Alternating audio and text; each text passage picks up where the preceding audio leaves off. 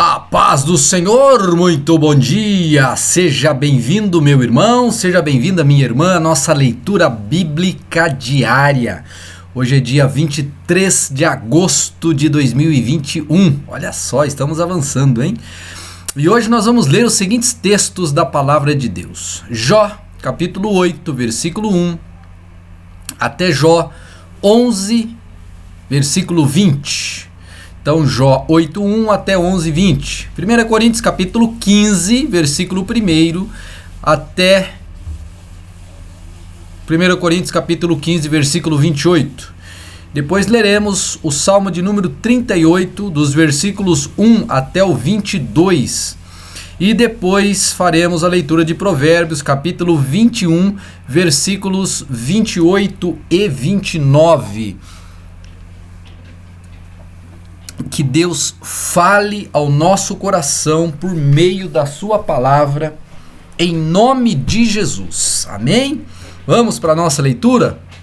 Lembre também você de deixar o seu like, o seu joinha aqui na leitura bíblica, de fazer seus comentários. Vamos em frente, hein? Jó capítulo 8, versículo 1 diz assim, vamos continuar com aquela conversa entre Jó e seus amigos. Agora um outro que vem falar com ele, ó. Então, Bildade de Suá respondeu a Jó: até quando continuará a falar assim? Suas palavras parecem um vendaval. Acaso Deus perverte o que é justo? O Todo-Poderoso distorce o que é certo? Certamente seus filhos pecaram contra ele, e por isso receberam o castigo devido. Mas, se você buscar a Deus e clamar ao Todo-Poderoso, e se for puro e íntegro, ele sem demora agirá em seu favor e devolverá o que por direito lhe pertence. E, embora tenha começado com pouco, no final você terá muito. Pergunte às gerações anteriores. Atente à experiência dos antepassados, pois nós nascemos ontem e nada sabemos. Nossos dias na terra passam como uma sombra, mas os que vieram antes de nós o instruirão. Eles lhe ensinarão a sabedoria de outrora. Pode o papiro crescer fora do brejo? O junco se desenvolve sem água? Quando ainda estão florescendo, antes de ser cortados, começam a secar mais depressa que a grama. O mesmo acontece com todos que se esquecem de Deus. As esperanças do ímpio se evaporam. A confiança dele está por um fio. Apoia-se numa teia de aranha. Busca segurança no lar, mas ela não durará. Tenta agarrá-la com força, mas ela não permanecerá. O ímpio é como a planta verdejante que cresce ao sol.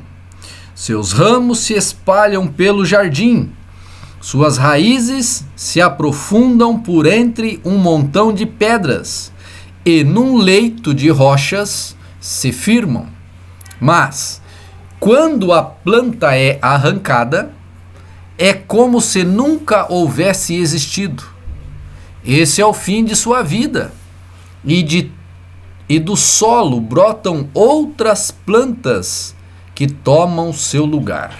Mas uma coisa é certa: Deus não rejeitará o íntegro, nem estenderá a mão ao perverso. Voltará a encher sua boca de riso e seus lábios de gritos de alegria. Os que odeiam você serão cobertos de vergonha, e o lar dos perversos será destruído. Então Jó falou novamente. Sim, capítulo 9, versículo 1. Agora vai ser a resposta de Jó. Capítulo 9, versículo 1. Então Jó falou novamente. Sim, eu sei que tudo isso é verdade, de modo geral. Mas como alguém pode ser inocente aos olhos de Deus? Se uma pessoa quisesse levar Deus ao tribunal, acaso poderia lhe responder uma vez em 1000? Pois Deus é muito sábio e poderoso. Quem alguma vez o enfrentou e saiu vencedor? Ele move montanhas sem dar aviso, e em sua ira as põe abaixo. Sacode a terra de seu lugar e faz tremer os alicerces. Se ele ordena, o sol não nasce e as estrelas não brilham. Ele sozinho estendeu os céus e marcha sobre as ondas do mar. Criou todas as estrelas, a Ursa e o Órion, as Pleiades e as constelações do sul. Ele faz grandes coisas, maravilhosas demais para entender, e realiza milagres incontáveis. Quando se aproxima de mim, não posso vê-lo. Quando passa, não percebo sua presença. Se ele toma a força, quem o fará devolver? Quem ousa perguntar: o que estás fazendo? E Deus não refreia sua ira, até os monstros marinhos são esmagados sob seus pés. Quem sou então para tentar responder a Deus, ou mesmo argumentar com ele? Ainda que fosse inocente, seria incapaz de me defender. Poderia apenas implorar por misericórdia ao meu juiz. E, mesmo que eu o chamasse e ele me respondesse, não acredito que me daria atenção. Pois ele me ataca com uma tempestade e, sem motivo, me fere repetidas vezes. Não permite que eu recupere o fôlego, mas enche minha vida de amargura. Se é uma questão de força, ele é o forte. Se é uma questão de justiça, quem ousa levá-lo ao tribunal? Versículo 20. Embora eu seja inocente, minha própria boca me declararia culpado. Embora eu seja íntegro, ela provaria que sou perverso. Sou íntegro, mas isso não faz diferença para mim. Desprezo minha vida. Íntegro ou perverso é tudo a mesma coisa. Por isso digo, ele destrói tanto o íntegro como o perverso. Quando uma praga vem repentinamente, ele ri da morte dos inocentes. A terra está nas mãos dos perversos, e ele cega os olhos dos juízes. Ele não é Deus, e ele cega os olhos dos juízes. Se não é Deus que faz isso, então quem é?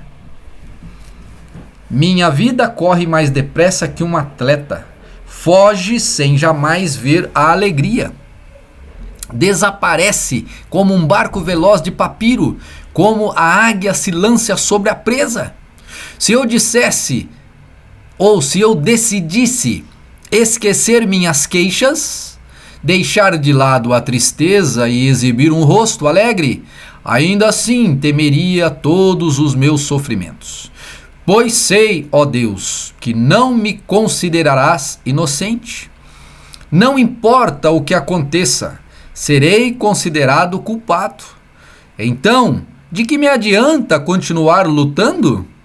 Mesmo que eu me lave com sabão e limpe as mãos com soda, tu me lançarás num poço de lodo, e até minhas roupas terão nojo de mim. Deus não é ser humano como eu, não posso discutir com ele, nem levá-lo ao tribunal. Se ao menos houvesse um mediador entre nós, alguém que nos aproximasse um do outro, ele afastaria de mim o castigo de Deus, e eu já não viveria aterrorizado. Então, falaria com ele sem medo, mas, sozinho, não consigo fazê-lo. Capítulo 10, versículo 1. Estou cansado de minha vida, vou me queixar abertamente. Minha alma amargurada precisa se expressar. Direi a Deus: não apenas me condenes, Dize-me que acusações tem contra mim? Que vantagem tens em me oprimir? Por que me rejeitas, se sou obras de tuas mãos, enquanto sorris para as tramas dos perversos? Acaso teus olhos são como os nossos? Vês as coisas como um ser humano qualquer? Tua vida é tão breve como a nossa? Vives tão pouco como o homem que precisa, sem demora, investigar minha culpa e procurar meu pecado? Embora saibas que não sou culpado, não há quem possa livrar-me de tuas mãos. Tu me formaste com tuas mãos, tu me fizeste e, no entanto, me destróis por completo. Lembra-te de que do barro me fizeste. Acaso me farás voltar tão depressa ao pó? Tu guiastes minha concepção e me moldaste no ventre materno. Com carne e pele me vestiste e me teceste os olhos com seus tendões. Tu me deste vida e me mostraste teu amor, e com teu cuidado me preservaste. Teu verdadeiro motivo, porém, tua real intenção, era me vigiar e, se eu pecasse, não perdoar minha culpa. Se sou culpado, pior para mim, e, mesmo que eu seja inocente, não posso manter minha cabeça erguida, pois estou cheio de vergonha e sofrimento. Se mantenho a cabeça erguida, tu me caças como um leão e manifestas contra mim teu imenso amor. Repetidas vezes depões contra mim. Sobre mim derramas tua ira crescente e me atacas com um exército após o outro. Por que então me tiraste do ventre de minha mãe? O homem aqui está nervoso, gente. Meu Deus! Por que não me deixaste morrer antes de vir ao mundo? Seria como se eu nunca tivesse existido. Iria direto do ventre para o túmulo. Restam-me apenas alguns dias. Por favor, deixa-me em paz, para que eu tenha um instante de alívio, antes de partir para a terra de escuridão e de densas sombras, para nunca mais voltar. É uma terra escura, como a meia-noite, terra de profunda escuridão e desordem, onde até mesmo a luz é escura como a meia-noite. Capítulo 11, versículo 1. Então, Zofar de Naamá respondeu a Jó. Esse diálogo entre os 4 amigos aqui tá difícil, hein? Não haverá resposta a essa torrente de palavras? Uma pessoa inocentada só por falar muito? Devem todos calar-se enquanto você continua a tagarelar? Quando zomba de Deus, ninguém o repreenderá? Você afirma: minhas crenças são puras e sou limpo aos olhos de Deus. Se ao menos Deus se pronunciasse e lhe dissesse o que pensa, se ao menos lhe revelasse os segredos da sabedoria, pois a verdadeira sabedoria não é coisa simples. Escute, Deus, sem dúvida, está castigando muito menos do que você merece. Acaso você pode desvendar os mistérios de Deus e descobrir tudo sobre o Todo-Poderoso? Esse é o caminho mais alto que os céus e que você pode fazer? É mais profundo que o abismo? E o que você pode saber? É mais vasto que a terra e mais amplo que o mar? Se Deus passa e prende alguém ou convoca o tribunal, quem pode detê-lo? Pois ele conhece os falsos e registra seus pecados.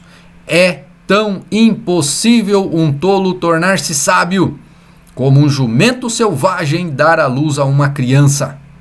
Se ao menos você preparasse o coração e levantasse as mãos a Deus em oração, livre-se de seus pecados e deixa toda a maldade para trás. Então seu rosto se iluminará, com a inocência você será forte e não terá medo. Você se esquecerá de seus sofrimentos.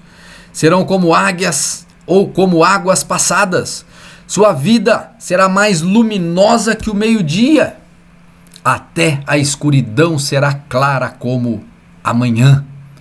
Você se sentirá seguro, pois terá esperança. Estará protegido e descansará tranquilo. Sem medo se deitará, e muitos buscarão sua ajuda. Os perversos, porém, ficarão cegos, sem ter para onde fugir. Sua única esperança será a morte. Poxa vida, hein? Vamos agora a 1 Coríntios, capítulo 15, versículo 1. Vá lá no Novo Testamento, 1 Coríntios, capítulo 15, versículo 1. Agora, irmãos, quero lembrá-los das boas novas que lhes anunciei anteriormente. Vocês as receberam e nelas permanecem firmes. São essas boas novas que os salvam, se continuarem a crer na mensagem como lhes anunciei. Do contrário, sua fé será e é inútil. Eu lhe transmiti o que era mais importante e que também me foi transmitido. Cristo morreu por nossos pecados, como dizem as Escrituras. Ele foi sepultado e ressuscitou no terceiro dia, como dizem as Escrituras. Apareceu a Pedro e mais tarde aos 12. Depois disso, apareceu a mais de 500 irmãos de uma só vez, a maioria dos quais ainda está viva, embora alguns já tenham adormecido. Mais tarde, apareceu a Tiago e posteriormente a todos os apóstolos. Por último, apareceu também a mim, como se eu tivesse nascido fora de tempo, pois sou o mais insignificante dos apóstolos. Aliás, nem sou digno de ser chamado apóstolos, pois persegui a igreja de Deus. O que agora sou, porém, deve-se inteiramente à graça de Deus, que derramou-se sobre mim, e que não foi inútil. Trabalhei com mais dedicação que qualquer outro apóstolo e, no entanto, não fui eu, mas Deus que, em sua graça, operou por seu intermédio através de mim. Logo, não faz diferença se eu prego ou se eles pregam, pois todos nós anunciamos a mesma mensagem, na qual vocês já creram. Pois bem, se proclamamos que Cristo ressuscitou dos mortos, por que alguns de vocês afirmam não haver ressurreição dos mortos? Pois se não existe ressurreição dos mortos, Cristo não ressuscitou. E se Cristo não ressuscitou, nossa pregação é inútil, e a nossa fé, ou a fé que vocês têm, também é inútil. Então, todos mentindo a respeito de Deus, estamos nós, pois afirmamos que ele ressuscitou a Cristo. Mas, se não existe ressurreição dos mortos, isso não pode ser verdade. E, se não existe ressurreição dos mortos, então Cristo também não ressuscitou. E, se Cristo não ressuscitou, a fé que vocês têm é inútil, e vocês ainda estão em seus pecados. Nesse caso, todos que adormeceram crendo em Cristo estão perdidos. Se nossa esperança em Cristo vale apenas para essa vida, somos os mais dignos de pena em todo o mundo. Mas Cristo de fato ressuscitou dos mortos, aleluia. Ele é o primeiro fruto da colheita de todos que adormeceram. Uma vez que a morte entrou no mundo por meio de um único homem, agora a ressurreição dos mortos começou por meio de um só homem. Assim como todos morremos em Adão, todos que são de Cristo receberão nova vida. Mas essa ressurreição tem uma sequência. Cristo ressuscitou como o primeiro fruto da colheita. E depois, todos que são de Cristo ressuscitarão quando ele voltar. Então virá o fim, quando ele entregará o reino a Deus, o Pai, depois de ter destruído todos os governantes e autoridades e todo o poder. Pois é necessário que Cristo reine, até que tenha colocado todos os seus inimigos debaixo de seu pé, ou de seus pés. E o último inimigo a ser destruído é a morte, pois as Escrituras dizem: Deus pôs todas as coisas sob a autoridade dele. Claro que, quando se diz que todas as coisas estão sob a autoridade dele, isso não inclui aquele que conferiu essa autoridade a Cristo. Então, quando todas as coisas estiverem sob a autoridade do Filho, ele se colocará sob a autoridade de Deus, para que Deus, que deu ao seu Filho autoridade sobre todas as coisas, seja absolutamente supremo sobre todas as coisas em toda a parte. Aleluia! Vamos voltar agora lá ao Salmo de número 38. Salmo 38, versículo 1 diz assim: Ó Senhor, não me repreendas em tua ira e nem me disciplines em tua fúria. Tuas flechas se cravam fundo em mim, e o peso de tua mão me esmaga. Por causa de tua ira, todo o meu coração e meu corpo adoece. Minha saúde está arruinada por causa de meu pecado. Minha culpa me sufoca, é um fardo pesado e insuportável. Minhas feridas infeccionaram e cheiram mal por causa de minha insensatez. Estou encurvado e atormentado, entristecido. Ando o dia todo de um lado para o outro. Meu corpo arde em febre. Minha saúde está arruinada. Estou exausto e abatido. Meus gemidos vêm de um coração angustiado. Tu conheces meus desejos, Senhor, e ouves cada um de meus suspiros. Meu coração bate depressa, minhas forças se esvaem, e a luz de meus olhos se apagam. Amigos e conhecidos se afastam de mim por causa da minha doença, e até minha família se mantém distante. Meus inimigos preparam armadilhas para me matar. Os que desejam meu mal tramam para me arruinar e passam o dia todo planejando minha traição, ou planejando sua traição. Versículo 13. Eu, porém, me faço de surdo para suas ameaças. Como mudo, permaneço calado diante deles.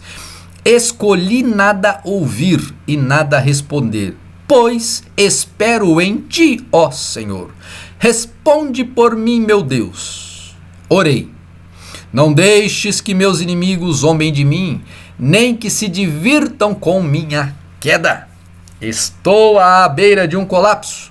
Enfrento dor constante. Confesso, porém, minha culpa. Sinto profundo lamento do que fiz. Meus inimigos são fortes e